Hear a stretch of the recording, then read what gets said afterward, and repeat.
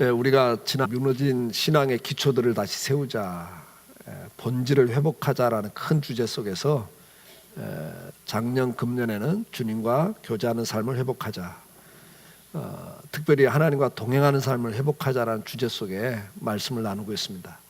그래서 말씀 생활, 그리고 기도 생활, 감사 생활, 세 가지 생활을 집중적으로 말씀을 나누면서 우리의 삶이 되도록, 그것이 연습이 돼서 내 삶이 될 수 있도록 말씀을 사모하고 또 기도하고 있습니다.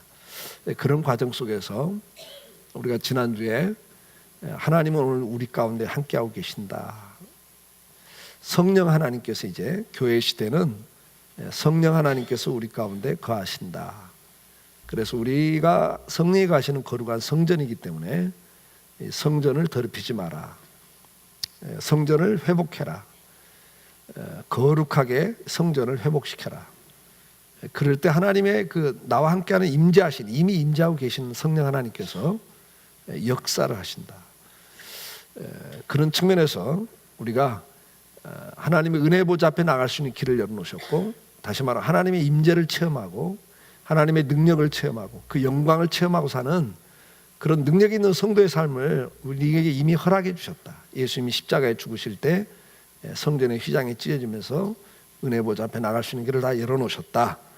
자, 그런 측면에서 우리는 마당만 밟는 신앙 상태에서 벗어나야 된다. 지난주에 말씀을 드렸습니다. 그 마당만 밟는 신앙생활은 형식적인 습관적인 신앙생활이다. 그저 5년 10년이 지났는데도 계속 그 자리에서 머무르고 있는 그런 형식적인 신앙생활을 마당만 밟는 신앙생활, 또 어린아이같이 미성숙한, 때가 오래되었기 때문에 이제 신앙이 자꾸 성숙해 가야 되는데 아직도 계속 그 수준에서 말하고 그 수준에서 생각하고 그 수준에서 행동하고 있는, 이렇게 어린아이 수준에 있는 신앙생활을 해서는 안 된다. 어린아이처럼 쉽게 흔들리고 또 쉽게 시험에 들고 말하는 거나 행동하는 거나 사는 목적이 세상 말로 유치한 그런 신앙 수준에서는 벗어나야 된다. 그것이 마당만 밟고 있는 신앙 상태다. 그리고 마지막으로는 이제 열매가 없는 것이 마당만 맞는 신앙생활의 특징이다. 예수 믿는다고 하면서도 가정 속에서 또 이웃 속에서 사회 속에서 교회 속에서 우리의 삶의 중요한 이 세 가지 축 속에서도 영향을 드러내지 못하는, 영향을 끼치지 못하는, 맛을 주지 못하는 이러한 열매 없는 신앙생활을 하고 있는 것, 다시 말해서 능력이 나타나지 않는, 옆에 사람들이 볼 때 저 사람 뭔가 다르다, 뭔가 이렇게 영향을 줘야 되는데 그 영향을 주지 못하는 것은 결국은 열매 없는 삶이다. 하나님의 그 임재를 체험한다고 하는 것은, 하나님의 능력을 체험한다고 하는 것은 다메섹 도상에서 예수님의 그 부활하신 그 영광을 본 사울의 모습이죠. 예수 죽이는데 앞장서던 사람이 그 순간 인생을 180도로 바꾸는 거예요. 자기가 핍박하던 예수를 위해서 자기 목숨을 내놓는, 일생을 그 길을 걸어가는 그러한 삶을 사는 대전환, 그리고 그 길을 걸어갈 수 있는 그 능력, 정말 매를 맞고 감옥에 갇히면서도, 정말 굶주리면서도, 많은 비방과 조롱 속에서도 두려움도 있고 떨림도 있었고 낙심도 있었지만, 그러나 끝까지 그 길을 걸어갈 수 있는 것은 하나님의 그 은혜를 체험했기 때문입니다. 오늘 우리 성도의 삶에 많은 문제들이 있죠. 어려움이 있죠. 그러나 그런 모든 것들을 극복할 수 있는 것은 하나님의 은혜를 체험하는 성도들에게 주어지는 축복이죠. 오늘 저와 여러분이 종교인이 아닌 신앙인이 될 수 있기를 바랍니다. 그러기 위해서 우리가 이 마음의 성전을 거룩하게 만들어야 돼요. 이 마음의 성전을 더럽히면 하나님이 뭐라고 그래요? 내가 너를 멸하겠다.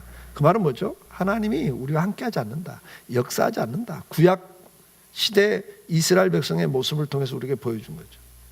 그들이 하나님을 그들의 인생의 주인으로 모시고, 그건 구약에는 성전이 상징적이었잖아요. 그 성전 중심, 그러면 하나님 중심의 삶을 사는 거거든요. 그들이 성전 중심, 하나님 중심의 삶을 살 때는 하나님이 그들과 함께 하셔서 어떠한 열강이 쳐들어와도 그들이 보호를 받고 능력 있는 삶을 살았단 말이죠. 그러나 하나님 중심에서 자기 욕구 중심, 우상을 숭배하는 건 자기 욕구거든요. 그 자기 욕구 중심, 자기 중심의 신앙생활을 시작하면 그들은 계속 하나님을 섬긴다고 하지만 이미 우상을 섬기는 거죠. 그럴 때는 하나님이 그들과 함께 하지 않았잖아요. 결국은 자기 능력 범위 내에 살다가 보니까 더 센 나라가 쳐들어오면 망하는 거고, 전쟁에서 져서 포로로 끌려가는 거고, 다 빼앗기는 삶을 살죠. 자기 능력 이상을 살 수가 없는 거예요. 오늘도 우리가 다시 한번 하나님의 그 은혜, 오늘 내 안에 와 계시는 성령 하나님이 충만하게 역사하시는 그런 삶의 자리로 나갈 수 있기를 축복합니다. 자, 그러기 위해서는 우리가 이제 우리 그 성전 안에 그 성전이 거룩해져야 되는데, 그 성전 안에서 은혜 보좌까지 나가는, 지성소까지 나가는 그 의미가 뭔가, 그걸 우리가 다시 한번 생각을 하면서 우리 성전이 회복되는 축복이 있기를 바랍니다. 제일 먼저 우리가 성전에 나갈 때 마당에서 제일 먼저 만나는 것은 번제단입니다. 이게 번제단에서 행해지는 건 두 가지 중요한 일이 행해지는데, 그 첫째가 뭐냐? 짐승을 잡아서 죽이는 겁니다. 속죄 제사를 드립니다. 제사는 여러 가지 제사가 있습니다. 번제, 속죄, 속건제, 화목제, 이런 중요한 제사들이 있는데, 그 제사들 가운데 가장 대표적인 게 속죄제, 속건제 두 가지죠. 속죄제. 레위기 1장 2절로 3절에 보면 이스라엘 자손에게 말해 이르라, 너희 중에 누구든지 여호와께 예물을 드리거든 가축 중에서 소나 양으로 예물을 드릴지니라. 그 예물이 소의 번제이면 흠없는 수컷으로 회막문 앞에서 여호와 앞에 기쁘게 받으시도록 드릴지어다. 이 번제가 있는데, 이것은 어떤 제사입니까? 예물로 드리는 거예요. 예물로 드리는 번제가 있어요. 그러나 레위기 4장 27절에 가보면, 31절까지 가보면 이 앞에서부터 계속 이제 지도자, 제사장이 범죄하면, 그 다음에 백성들의 장로들이 범죄하면, 그 다음에 이제 일반 이스라엘 백성들이 범죄하면, 이렇게 쭉 이제 그 범죄에 대한 이야기가 나와요. 그러면서 그 드리는 예물이 달라요. 제사장 그러면 드리는 예물이 소를 드립니다. 그게 죄가 더 무겁다는 이야기예요. 그래서 오늘날 말하면 목사가 죄를 지면 더 무겁죠. 똑같은 죄를 져도 평신도가 지면 뭐 그럴 수 있어 하고 넘어가는데, 목사가 지면 난리가 나잖아요. 죄가 더 무겁게 다뤄. 왜? 영향력을 미치는 사람이기 때문에 평신도가 죄를 짓는 것보다는 목사가 죄를 짓는 게 더 무겁죠. 그 다음에 장로들이죠. 지도자들.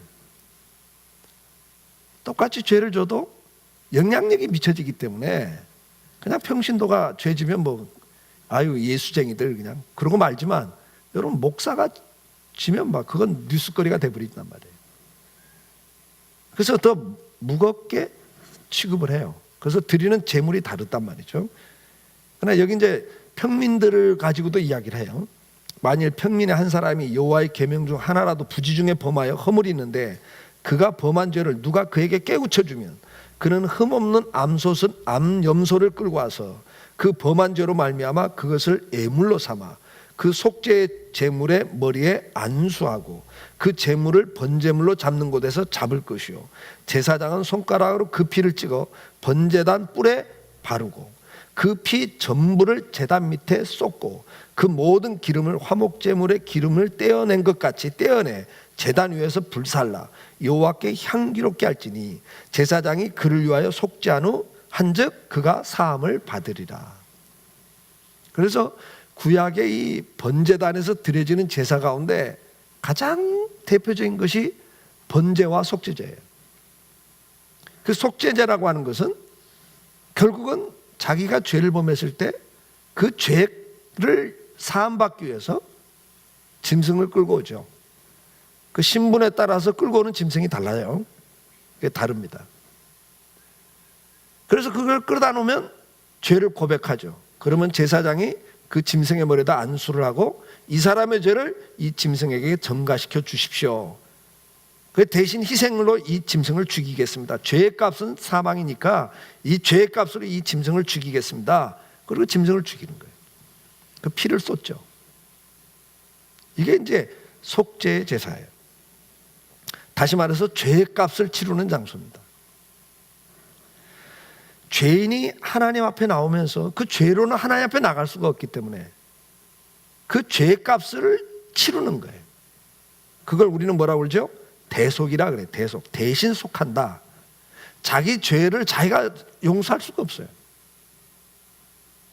그래서 대신 희생을 치르는 거죠. 그것을 성경에 오면, 신약에 오면 예수 그리스도다 이렇게 선언명을 하는 거란 말이죠. 마태복음 20장 28절에 인자가 온 것은 섬김을 받으려 함이 아니라 도리어 섬기려 하고 뭐 하려고요? 자기 목숨을 모든 많은 사람의 대속물로 주려 함이라 그렇게 말씀을 해요. 그러니까 예수님께서 오신 것은 대신 죄값을 속하는 대속물로 자기 목숨을 주기 위해서 오셨다 이렇게 기록을 하고 있단 말이죠. 히브리서 7장 27절 그는 저 대제사장들이 먼저 자기 죄를 위하고 다음에 백성의 죄를 위하여 날마다 제사 드린 것 같이 할 필요가 없으니 이는 그가 단번에 자기를 들여 이루셨습니다.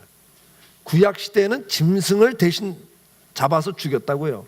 그걸로 인간의 죄를 용서할 수가 없다 이거예요. 그것은 뭐예요? 상징이에요. 그림자예요. 보여주는 거예요. 자 봐라, 네가 죄를 졌어. 죄의 값은 사망이야.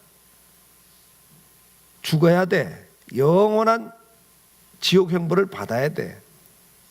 그러나 네 죄가 용서받는 방법은 흠없는, 여기 흠없는 소를 가지고 영소를 가지고 흠없는 걸 가지고 죽여야 돼. 그러나 짐승의 피가 어떻게 인간의 죄를 속할 수 있겠니? 이것은 보여주는 거야. 죄 없으신 메시아 그리스도가 이 땅에 오셔서 그가 대신 자기 생명을 죽임으로 너희 죄를 속하는 거야. 이걸 구약시대 아담이 범죄했을 때 가죽옷을 지어 입혔단 말이에요. 양을 잡아서 가죽옷을 지어 입혔다고요. 그걸 통해서 아담과 하와에게 가르쳐 주죠. 네가 죄를 졌는데 네가 사함받는 길은 앞으로 이런 어린 양 대신 예수 그리스도가 오셔서 십자가의 죽음으로 네가 용서받는 거야. 그걸 믿어. 그걸 믿음으로 구원받죠. 그걸 믿는 증거가 뭐예요? 제사를 드리는 거였다고요. 짐승을 잡아 죽이면서 하나님, 내 죄를 위해서 예수 그리스도가 오셔서 내 죄를 사하심으로 내가 구원받는 걸 믿습니다. 고백적 행위가 속죄 제물을 드리는 거라고요. 구약시대는 그렇게 믿음을 가지고 제사를 드리므로 죄사함을 받고, 우리는 이미 오신 예수 그리스도를 믿음으로 고백함으로 죄사함을 받는 거예요. 똑같은 거예요, 여러분. 구약시대나 신약시대나 다 누굴 믿고 구원을 받아요? 예수를 믿고 죄사함을 받고 구원을 받는 거란 말이죠. 그래서 히브리서 9장 11절 12절에 그리스도께서는 장래 좋은 일의 대제사장으로서 손으로 짓지 아니한 곧 이 창조에 속하지 아니한 더 크고 온전한 장막으로 말미암아 염소와 송아지 피로 하지 아니하고 오직 자기 피로 영원한 속죄를 이루사 단번에 성소에 들어가셨느니라. 히브리서 10장 18절 20절 이것들을 사하셨은즉 다시 죄를 위하여 제사 드릴 것이 없느니라. 그러므로 형제들아, 우리가 예수의 피를 힘입어 성소에 들어갈 담력을 얻었나니 그 길은 우리를 위하여 휘장 가운데로 열어놓으신 새로운 살 길이요 휘장 곧 그의 육체니라. 여러분, 이 성경 말씀들이 다 뭘 설명해요? 예수 그리스도께서 십자가의 죽으심으로 우리가 하나님 은혜 보좌 앞에 나갈 수 있는 길을 열어놓으셨다. 살 길을 열어놨다. 이게 이제는 그 길을 가라는 거죠. 여러분, 우리가 은혜 보좌 앞에 나가는 것은 제일 중요한 게 뭐냐? 예수 그리스도가 내 죄를 위하여 대신 속죄 제물로 죽으신 나의 구주인 것을 고백하는 거예요. 이 믿음이 없이는 나갈 수가 없는 길이에요, 이 길이. 오늘도 여러분들이 예수 그리스도가 나의 죄를 속하신 나의 구원자십니다, 이 사실을 믿음으로 고백할 때 여러분 은혜 보좌 앞에 나갈 수 있는 첫 단계가 시작되는 거예요. 10년을 교회를 다녀도 종교인, 그냥 수양을 쌓기 위해서 내 마음의 안정을 취하고 막연하지만 누군가 도움이 필요해서 기도하기 위해서, 그래서 내 문제를 해결받기 위해서 나와 있다 10년 다 해도 그 사람 은혜 체험할 수 없어요. 예수 그리스도가 나의 구주임을 고백하실 때, 믿음으로 나갈 때 여러분들에게는 첫걸음이 시작되는 거예요. 은혜 보좌 앞에 나가는 첫걸음이 시작돼요. 그러나 이제 그 단계에 머물 수가 없어요. 예수님께서 레위기에 보면 우리가 구원받은, 창세기에서는 우리가 창조받고 타락하고, 그래서 출애굽기에서는 그 타락한 우리를 어떻게 구원하시는가, 유월절 어린 양을 통해서 우리를 구원하신 걸 보여주죠. 그 다음에 레위기에서는 뭘 보여준다고 그랬어요? 이렇게 구원받은 우리가 어떻게 더 거룩해지는가. 그래서 그 거룩함은 레위기 전반부는 제사제도라 그랬어요. 여러분 읽으면 복잡한 제사제도. 그건 뭐예요? 예수 그리스도를 상징한다고 그랬죠. 우리가 거룩해지는 건 예수 그리스도의 속죄를 믿음으로 거룩해지는 거예요. 그러나 레위기의 또 후반부에는 뭘 기록해요? 성별법을 기록해요. 먹을 것과 먹어서는 안 될 것, 만질 수 있는 것과 만져서는 안 될 것, 가까이 할 것과 가까이서는 안 될 것, 이런 성별법, 구별법이죠. 그걸 말씀한다고요. 그게 뭐죠? 내가 예수를 믿고 구원을 받았어요. 죄사함을 받았어요. 그러나 우리가 날마다 죄를 짓는다고요. 그 죄를 더 이상 짓는 것이 당연한 것처럼 생각하면 안 되고, 이제는 뭐예요? 내가 구원받은 백성이 됐으니까 뭐 우리는 어쩔 수 없이 죄를 져, 그러니까 할 수 없어, 이러지 말고 어떻게 하라고요? 최선을 다해서 구별하는 삶을 살으라는 거예요. 그래야 거룩해진다는 거죠. 그것을 예수님께서는 베드로의 발을 씻으면서 말씀하시는 거예요. 마지막 잡히시기 전날 밤, 죽기 전날 밤에 제자들의 발을 씻을 때 다른 제자들 가만히 씻는데 베드로는 자기 차례가 되는 거 뭐라고 그래요? 선생님이 어떻게 제자의 발을 씻습니까? 그럴 수는 없습니다. 주님이 이때 이 말씀은, 네가 지금 내가 너를 발을 씻게 하면 너하고는 상관이 없다. 그러니까 이게 주님과 상관이 있으면 목욕을 시켜주세요 이래요 베드로가. 그때 주님 뭐라고 그러죠? 이미 목욕한 자는 다시 목욕할 거 없고 발만 씻으면 된다 이거죠. 이것은 이제 이 번제단 옆에 있는 물두멍에서 보여주는 내용이에요. 그건 다음에 설명드릴게요. 그러나 지금 이 번제단에서 중요한 원리가 하나 더 있다는 거죠. 그게 뭐냐? 오늘 내 마음의 성전에도 번제단이 회복돼야 되는 거죠. 그 번제단이 회복되는 것 첫째 뭐예요? 예수 그리스도가 나의 죄를 위하여 대속의 제물로 죽으신 나의 구원자다. 이걸 믿음으로 고백하는 거죠. 그러나 그걸로 끝나지 않는다는 거죠. 이 번제단은 죽이는 장소인데 뭘 죽여요? 죄의 값을 죽이는 장소인데, 이것이 예수 그리스도로 드러나고 그 다음에는 구약의 레위기에서 보여주는 성별법으로 이게 들어가요. 성별법으로. 그게 뭐냐? 속죄 제사를 드릴 때 이 짐승을 죽입니다. 이게 죽이는 게 뭐냐 이거죠. 로마서 7장 22절 24절을 보면 내 속 사람으로는 하나님의 법을 즐거워하되, 22절에 보면 내 지체 속에서 한 다른 법이 내 마음의 법과 싸워 내 지체 속에 있는 죄의 법으로 나를 사로잡는 것을 보는도다. 여기 22절에 뭐라고 그랬어요? 내 속사람으로는 하나님의 법을 즐거워하되 그래요. 그러니까 어떤 분이 저한테 이런 이야기를 해요. 질문을 할 때 이런 질문을 하셨어요. 아, 자꾸 의심이 드는데 참 힘들다고. 제가 그랬죠. 의심이 든 거다. 당신 마음에, 당신 생각에, 진정으로 당신 생각에 원하는 게 뭐냐? 의심하면서 믿고 싶냐? 의심하지 않고 믿고 싶냐? 본심이 뭐냐? 내 생각. 그러니까 이렇게 답하시더라고요. 내 본심은 의심하지 않고 믿는 겁니다. 그래요. 그게 당신 마음이야. 그러니까 내 속사람은 하나님의 법을 즐거워해요. 여러분들 예수를 믿고 난 다음에 성령께서 도와주시기 때문에, 이미 내 안에 오셨기 때문에 여러분들은 뭘 원해요? 의심하지 않고 두려워하지 않고 담대하게 이 믿음의 길을 가기를 원하는 게 내 마음이에요. 그러나 내 마음만 내 속에 있는 게 아니라는 거예요. 내 마음의 영역 속에 누가 지배를 해요? 여러분, 사탄이 지배한단 말이에요. 에베소 2장에 보니까 뭐라고 말씀해요? 우리가 그때는 공중의 권세를 잡은 자 불순종의 아들들 가운데 역사는 영을 따랐다 그래요. 그러니까 우리가, 이건 조금 이따 제가 설명할게요. 우리 안에 두 마음이 있다는 거죠. 그러니까 내 마음의 생각 속에, 내 마음 속에 육체의 정욕이라는 게 있어요. 정욕이 있고, 또 하나가 내가 예수를 영접할 때 성령이 내 안에 오신 거거든요. 그럼 성령이 와 계시는 거예요. 지금 바울이 뭘 고백하냐면 내 안에 두 마음이 싸우고 있다는 거예요. 지금 내 마음으로는 이걸 하나님의 뜻을 따르기를 원해요. 성령의 뜻을 따르기를 원해요. 근데 또 하나는 뭐죠? 다른 법이 있다는 거예요. 그래서 내 마음의 법과 싸워 내 지체 속에 있는 죄의 법으로 나를 사로잡아 간다. 성령의 법과 죄의 법이 있다는 거죠. 로마서 8장 12절로 13절에 보면 그러므로 형제들아 우리가 빚진 자로되 육신에게 져서 육신대로 살 것이 아니니라. 너희가 육신대로 살면 반드시 죽을 것이로되 영으로서 몸의 행실을 죽이면 살리니 그래요. 이렇게 두 가지를 이야기하고 있어요. 자, 조금 전에 보여준 그림 보여주세요. 여기 보면 정욕이 100% 지배하는 사람, 성령이 100% 지배하는 사람, 이거 마음의 상태를 말해요.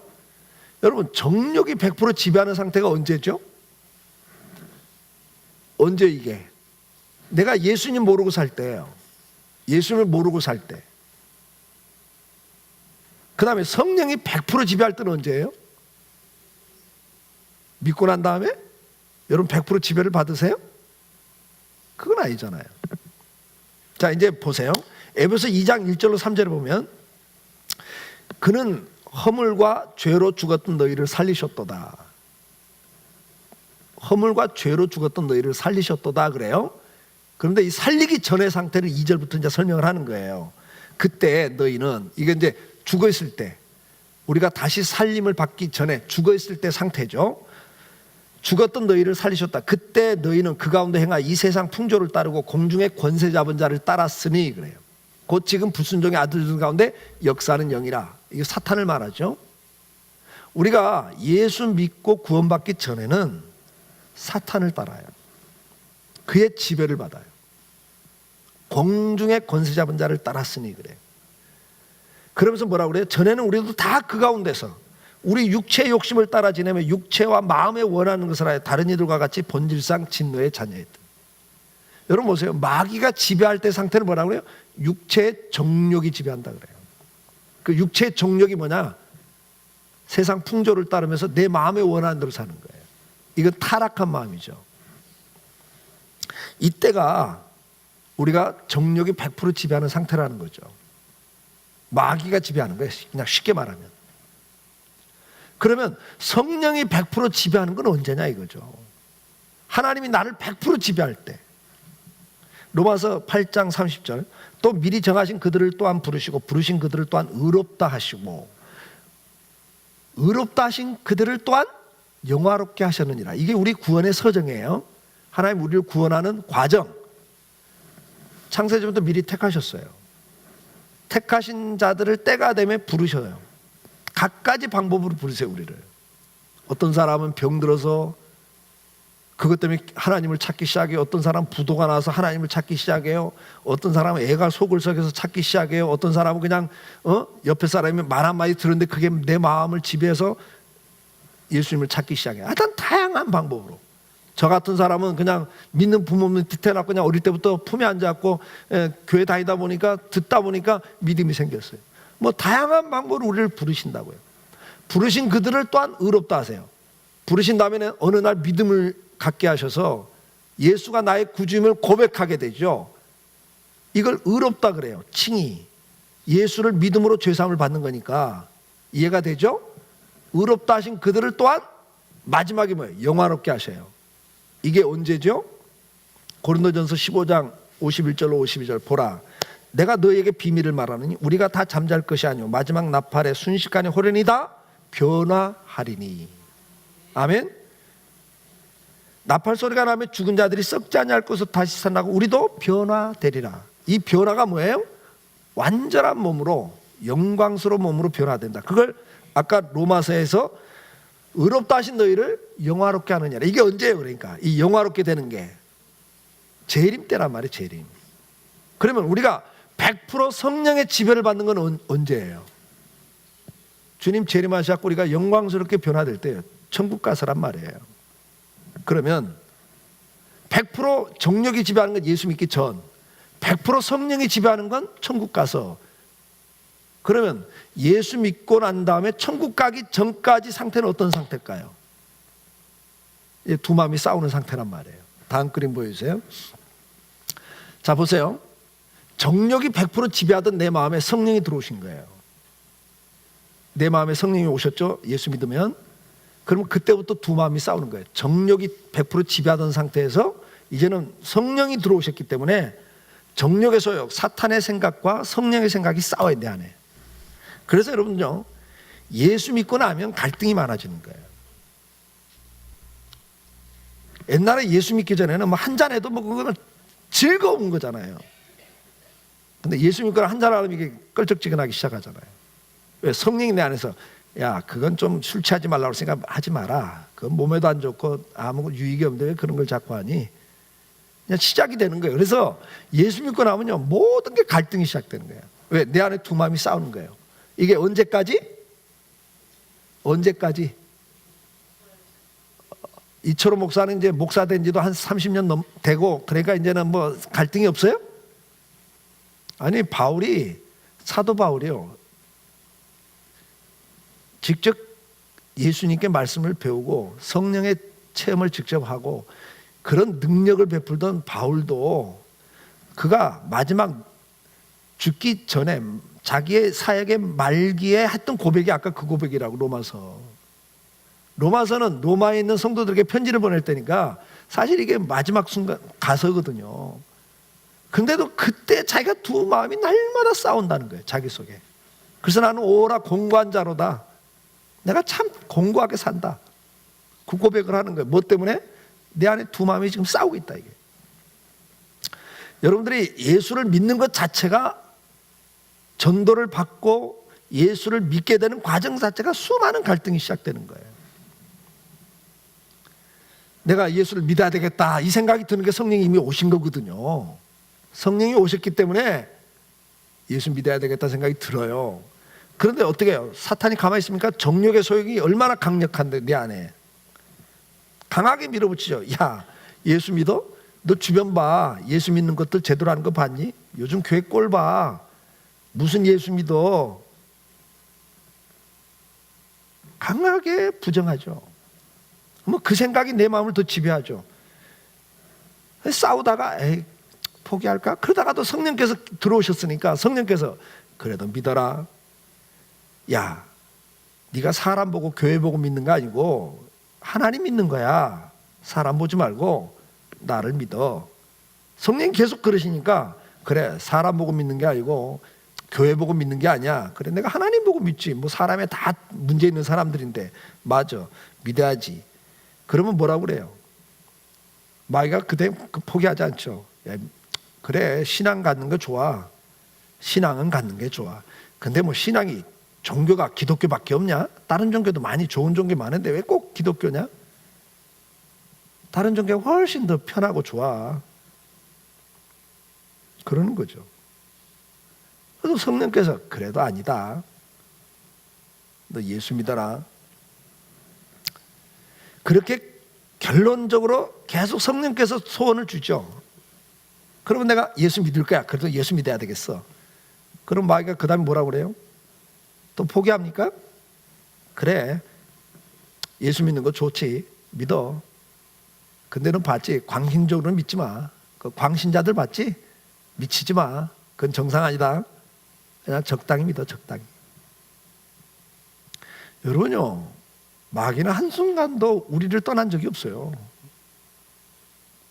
내 마음속에, 내 생각 속에 계속 역사를 하는 게 마귀예요. 예수 믿는 거 하나로 끝납니까? 그 다음부터는 믿는 과정 속에서 수많은 싸움을 합니다. 주의를 지키는 문제, 헌금하는 문제, 봉사하는 문제, 직분을 맡는 문제 등 갈등 없이 하는 게 뭐가 있어요? 다 두 마음이 싸우는 과정들이 시작돼요. 내 속에 있는 정욕의 찌꺼기들을 제거하고 성화돼가는 과정 속에 수많은 싸움을 합니다. 술을 끊는 문제, 음행이나 포르노 같은 습관적 죄에서 벗어나는 문제, 거짓말하는 것을 조금씩 극복해가는 문제. 우리의 삶에 주님을 닮아가는 이 성화의 삶을 살아가는 과정에 어느 것 하나 그냥 되는 게 어디 있어요. 수많은 싸움이 시작되는 거예요. 수많은 싸움. 그래서 여러분, 성령 충만이라고 하는 것은 뭐죠? 성령 충만이라고 하는 것은 성령의 지배도라 그랬잖아요. 저는 그렇게 표현하잖아요. 성령이 내 삶에 얼마나 많은 영역들을 지배하시냐가 성령 충만이에요. 성령 충만이 막 은혜 받았고 팔짝팔짝 뛰고 막 그게 성령 충만이 아니라고요. 뭐 팔짝팔짝 은혜 받았고 막 그냥 팔짝팔짝 뛰고는 나가서 그냥 주차 갖고 또 싸우고 있는데 그게 무슨 성령 충만이요? 그렇잖아요. 그 은혜 받았다고 막 할렐루야 그러고 나가다가는 부딪히면 막 차 부딪히면 막 인상 쓰고 운전 똑바로 하라고. 그게 무슨 성령 충만이요? 그거 하나도 용납이 안 되는데. 성령 충만은 뭐라고요? 성령께서 이런 모든 삶의 영역에서 정욕과 싸우는 이 삶의 영역에서 성령의 지배를 받아서 정욕의 소욕을 죽이는 걸 말해요. 자, 그러면 우리가 두 마음이 싸우는데 이 두 마음이 싸울 때 우리가 정욕의 소욕을 죽여가면서 성령의 소원을 순종해 갈 때 성령이 점점 나를 지배하시는 거라고요. 앞에서 말씀드린 예수 믿는 거에서부터 시작돼 가지고 그 다음에 신앙생활하는 영역, 그 다음에 가정생활, 사회생활의 영역, 모든 내 삶의 영역, 내 생각 속에, 감정 속에, 의지 속에서 두 마음이 계속 싸울 때 내가 그때 성령의 지배를 받아가는 것이 성령 충만이라고요. 아까 그 중복되는 그림이 나올 때 처음에는 성령이 조금 들어오시는 거예요. 내 삶에 조금 지배를 하는 거라고요. 그런데 그 삶의 지배를 성령이 점점 내 삶을 지배해가는 거 이해가 되시죠? 그게 성령 충만이란 말이죠. 내 모든 삶의 영역에서 점점 성령이 더 지배해 가시는 것, 그게 성령 충만이에요, 여러분. 그 성령 충만이란 건 뭐죠? 정욕의 소욕을 죽여가는 거라고요. 그러면 정욕의 소욕을 죽이는 게 뭐냐 이거죠. 갈라디아서 5장 16절로 17절에 내가 이르노니 너희는 성령을 따라 행하라 그래요. 성령을 따라 행하라.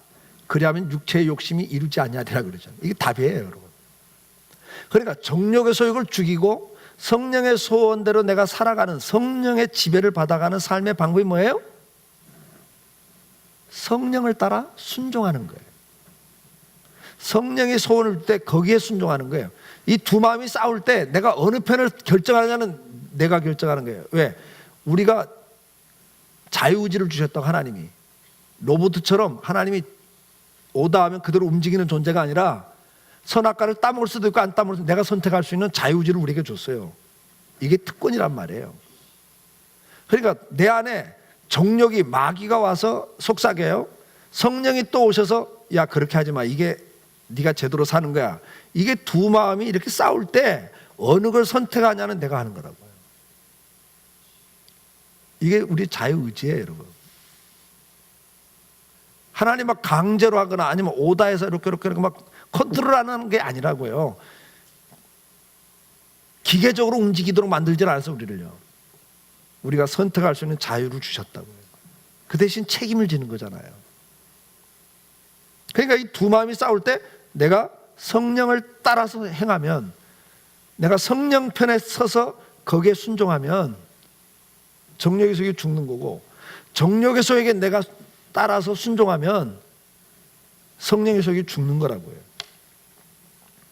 그래서 이 정욕의 소욕을 죽이고 성령이 나를 지배할 수 있도록 하는 것, 내 마음의 성전이 죄에 속하지 않고 거룩해지는 것은 고린도전서 3장 16절 17절에 내가 거룩한 너희가 거룩해지라 그러잖아요.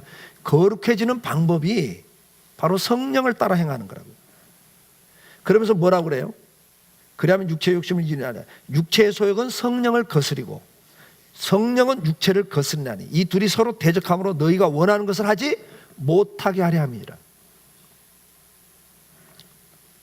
우리 안에 두 마음이 싸울 때 우리가 성령을 따라 행하면 그것이 곧 성령의 소원에 순종하는 것이고, 그것이 정욕의 소욕을 죽이는 방법이고, 그것이 성령이 내 안에서 충만하게 역사할 수 있도록 가는 길이에요.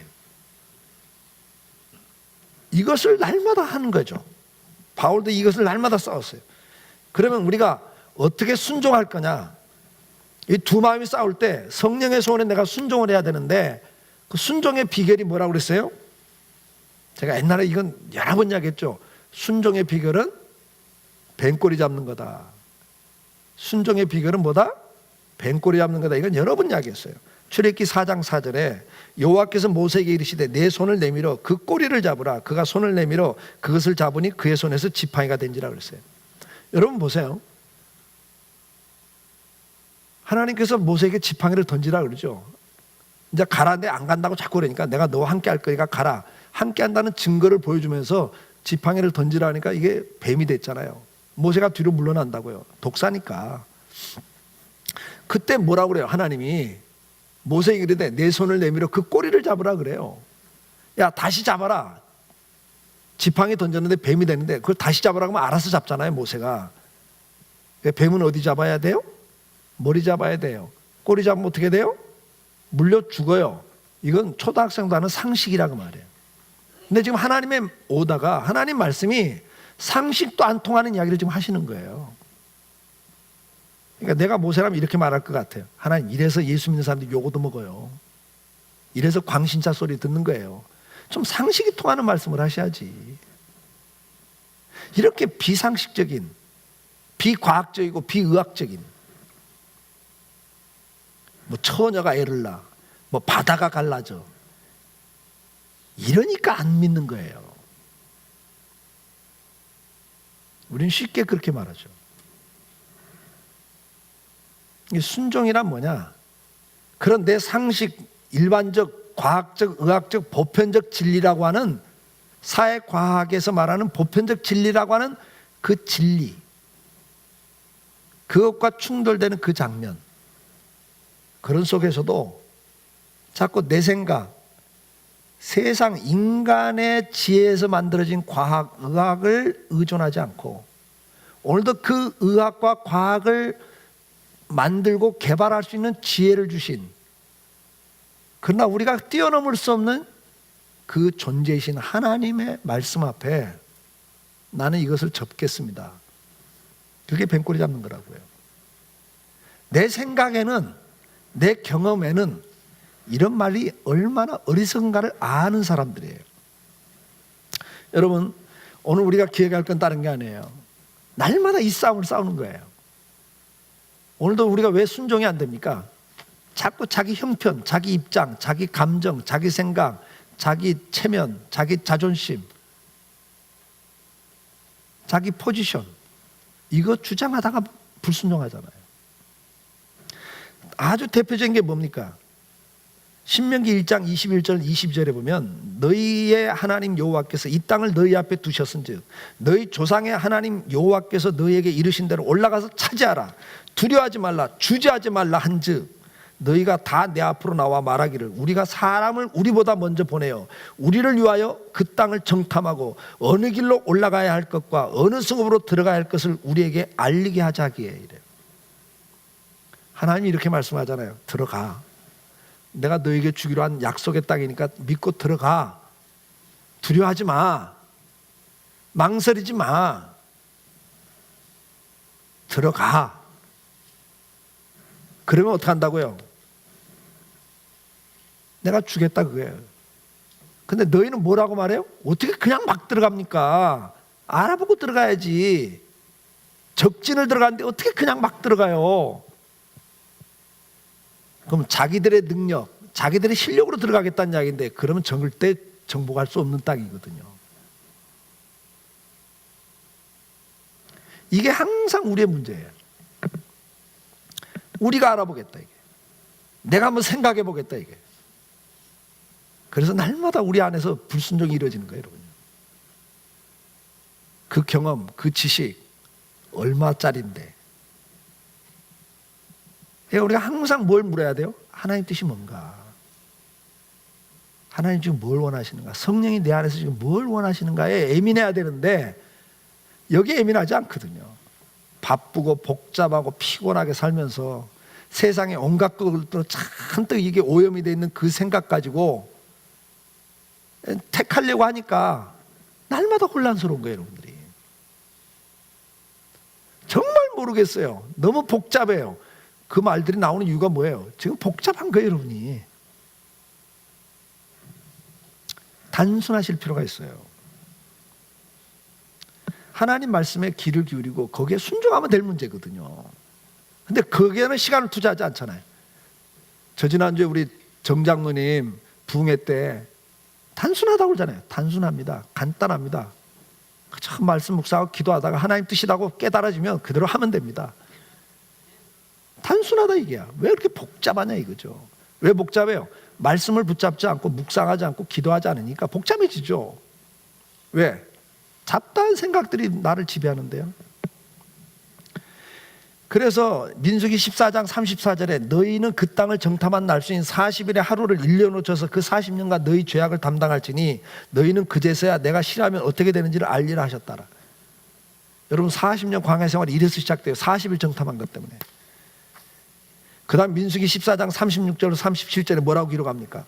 모세의 보냄을 받고 땅을 정탐하고 돌아와서 그 땅을 악평하여 온 회중이 모세를 원망하게 한 사람, 곧 그 땅에 대하여 악평한 자들은 여호와 앞에서 재앙으로 죽었고 그래요.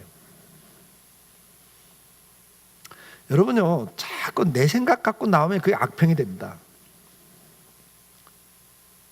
하나님의 뜻에 순종하지 못하고요, 자꾸 자기 생각 앞세우다 보면요, 불만 불평이 터져요. 그걸 듣는 사람들이 또 불만 불평이 터져요. 그걸 악평이라 그래요. 제가 말에 대한 설교할 때도 말씀드렸습니다만 사실이죠. 다 정탐꾼이 말한 게 뭐 틀린 말이 어디 있어요. 다 사실이죠. 사실인데 듣는 사람이 은혜가 안 돼. 듣는 사람들이 낙심이 되고 좌절이 되고 절망이 되고 불만 불평이 터지게 하는 말들은 악평이라 그래요. 성경은. 너희는 듣는 자들에게 은혜를 끼치는 선한 말을 해라 그래요. 덕이 되는 말을 해야지. 다 바른 말이고 옳은 말인데 듣는 사람들이 은혜가 안 되는 말은 오히려 그 말을 듣는 사람들이 더 낙심이 되고 교회에 대해서 부정적인 생각을 갖게 되고 신앙생활을 그래서 더 힘들게 만들면 그게 악평이에요, 여러분. 본인은 바른 말이라고 그러죠. 정당구들이 뭐 틀린 말 했어요? 다 바른 말 했죠. 근데 그 듣는 사람들이 은혜가 안 됐어요. 그래서 모세를 대적하게 해요. 들어가는데 돌아가자 이렇게 여론이 만들어지고. 여러분 지금 다 악평들이 너무 많습니다. 다 사실이에요. 틀린 말 없어요. 근데 그 말을 듣는 성도들이 교회를 떠나요. 이스라엘 백성들이 들어가는데 돌아가자 이렇게 만들어버려요, 여론을. 근데 그 정탐꾼으로 재앙으로 죽습니다. 하나님이 기뻐하지 않습니다. 여러분들 그런 자리에 가지 마세요. 저는 그래요. 본인들은 그러죠. 나는 선지자라고. 그래서 바른 말 한다고. 근데 저는 그래요. 얼마 전에 그 남북교회 박영선 목사님이 그러더라고요. 그 사명 받은 사람 하시라고. 당신은 안 하겠다고. 옛날에 박영선 목사 얼마나 비판적이던 분이에요. 자기는 안 하겠다고. 책임을 져야 될 입장이라고. 그래요.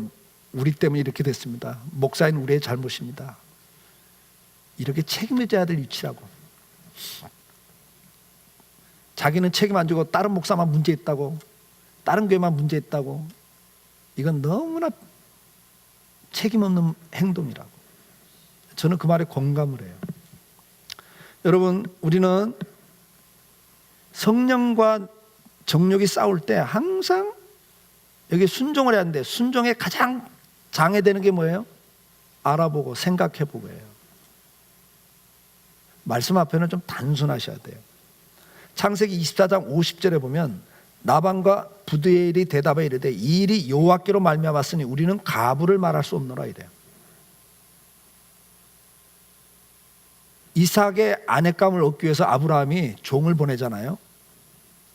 그러다가 리브가를 거기서 만나는 이야기 여러분 잘 알잖아요. 그러니까 이게 종이 말해요. 여차차 이렇게 왔는데 내가 우물가에서 기도했는데 우물 길러 온 여자들에게 내가 부탁을 해서 물 한 그릇 달라고 부탁했대. 낙타에까지 물을 주는 여자가 있다면 그 여자가 하나님 나를 인도하신 우리 주인의 신부감으로 짝을 지어준 하나님의 사람으로 내가 받아들이고 따라가겠습니다. 그러다가 이 리브가를 만났습니다. 사실 이야기를 쭉 하니까 그걸 들은 오라버니가 뭐라고 그래요? 이 일이 여호와께로 말미암았으니 우리는 가부를 말할 수 없다. 뭐예요? 이 결혼이 된다 안 된다를 말할 필요가 없다 그 말이에요. 그냥 오케이다 그 말이죠. 이게 하나님의 뜻이라고 딱 드러나면 그걸로 끝났는 거예요. 가부를 자꾸 논하지 말라는 거예요. 그러다가 꼭 실패해요. 하나님 앞에서는 좀 뱀꼬리 잡는 것처럼 단순하게 순종할 필요가 있습니다. 내가 지혜로운 게 아니에요, 여러분. 우리가 말하고 행동했던 거 6개월만 지나도 얼마나 후회되는 게 많아요. 아, 그때 왜 그렇게 말했지? 아, 그때 왜 이렇게 태도를 내가 그런 태도를 취했지? 6개월이 뭡니까?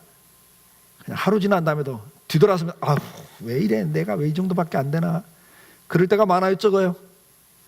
여러분 어쩌면 나는 많아요. 지금도 많아. 근데 그 수준 가지고 뭐 내가 결정한 게 전부인 것처럼 생각하시면 되겠어요? 단순하게 뱀꼬리 잡듯이 순종할 때 성령께서 나를 지배하셔요. 믿습니까? 제가 우리 당에서도 항상 그 이야기를 했어요. 항상 하나님 뜻이 뭔가를 물으세요. 당신들 이야기하면 가부 논쟁 붙으면 당에 분열 생깁니다. 한국 사람 한 번 주장하면 끝을 보려고 하는 기질이 있어. 그러고 당에 망가집니다. 그러면 교회 망가집니다. 절대 여기선 가부 논쟁하지 마세요. 사람은 감정이 상하면 끝을 봐. 한국 사람도 또 오래가. 예수 믿는 사람들은 또 오래가. 술 한잔 먹고 풀지도 못하니까 더 오래가. 그래서 내가 그러죠. 제발 가부 논쟁하지 말라고. 항상 하나님 뜻이 뭔가를 물으셔야지. 내 생각은 이렇습니다. 내 생각이 그런 말은 자꾸 하지 마라 당에서. 제가 그러죠. 가부 논쟁을 금하시고 하나님 뜻이 뭔가를 물으세요. 장로님들 자꾸 기도하시고 말씀 묵상하면서 하나님 뜻이 뭔가를 물으셔야지. 그거 안 하시고 그냥 일주일 살다가 교회 와서 무슨 회의하면서 결정하면서 당신들이 결정하면 큰일 납니다. 제가 옛날에 이런 이야기 참 많이 했어요. 요즘엔 저도 바빠고 장로님들하고 같이 시간이 없어서 이런 이야기를 못하고 살아요. 여러분 꼭 기억하세요. 우리의 삶 속에 오늘도 두 마음이 싸우고 있어요. 우리가 왜 하나님이 오늘도 성령이 내 안에 와 계시는데 왜 성령이 내 안에서 충만하게 역사를 못하냐? 두 마음이 싸울 때 성령의 소원에 순종하지 않고 정욕의 소원 쪽에 순종해버리면 성령이 내 안에서 역사가 안 나타나요. 탄식하세요. 탄식하면서 기도해요. 주체는 우리입니다, 여러분. 성령 충만은 내가 주체예요. 그 충만한 방법 뭐라고요? 두 마음이 싸울 때 성령의 소원을 따르는 거예요. 순종하는 거예요. 그럼 정욕이 죽기 시작해요. 그러면서 점점 성령이 내 안에서 역사가 더 풍성해지고 순종하는 자에게 나타나는 역사가 나타난단 말이죠. 아멘입니까?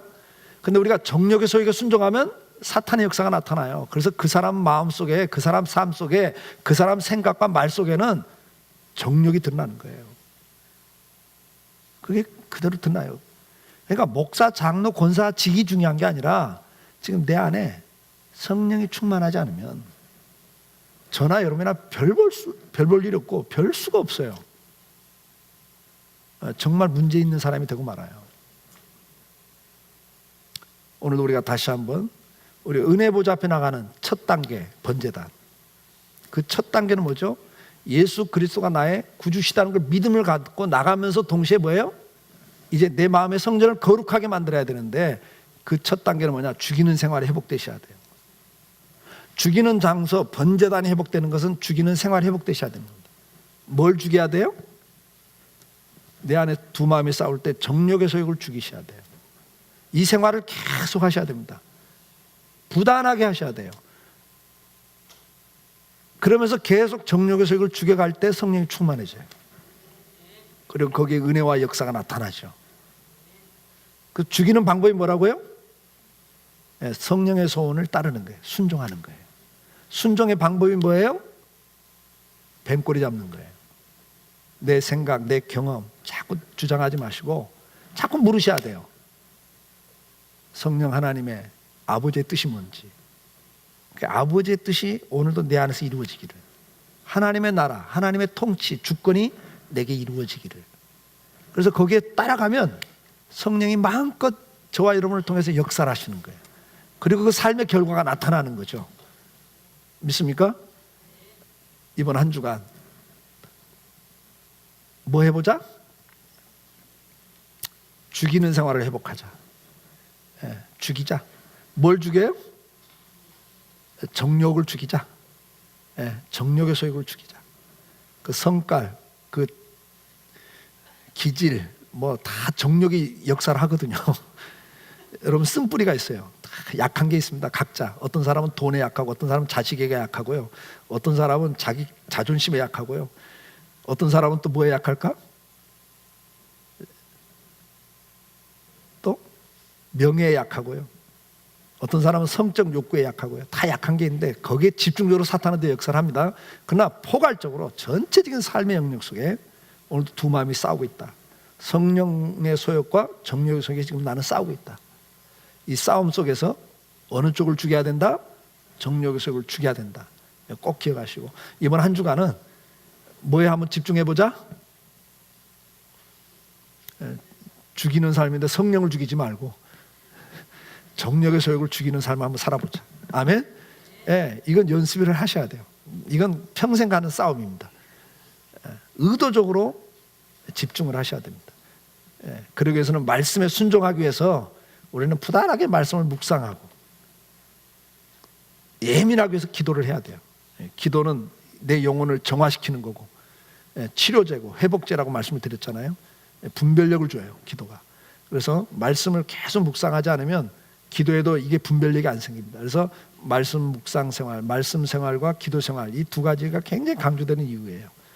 이번 한 주간 여러분들이 승리하는 삶을, 그래서 여러분 마음의 성전이 점점 더 거룩해지는 은혜가 있기를 주의 이름으로 축복합니다.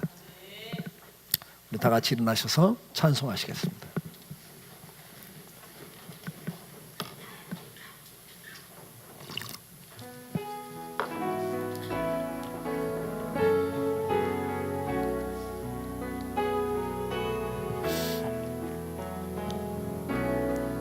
두 손 들고 찬양합니다.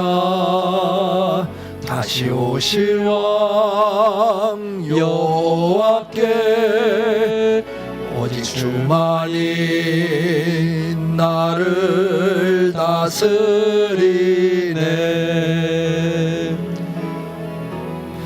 나 주님만을 섬기리. 헛된 마음 버리고 성령이여 내 영혼 충만하게 하소서. 주님 앞에 내 영혼 드리리라. 나 주님만을 섬기리. 나 주님만을 섬기리. 아멘. 헛된 마음 버리고 성령이여 내 영혼 충만하게 하소서. 주님 앞에 내 영혼 드리리라.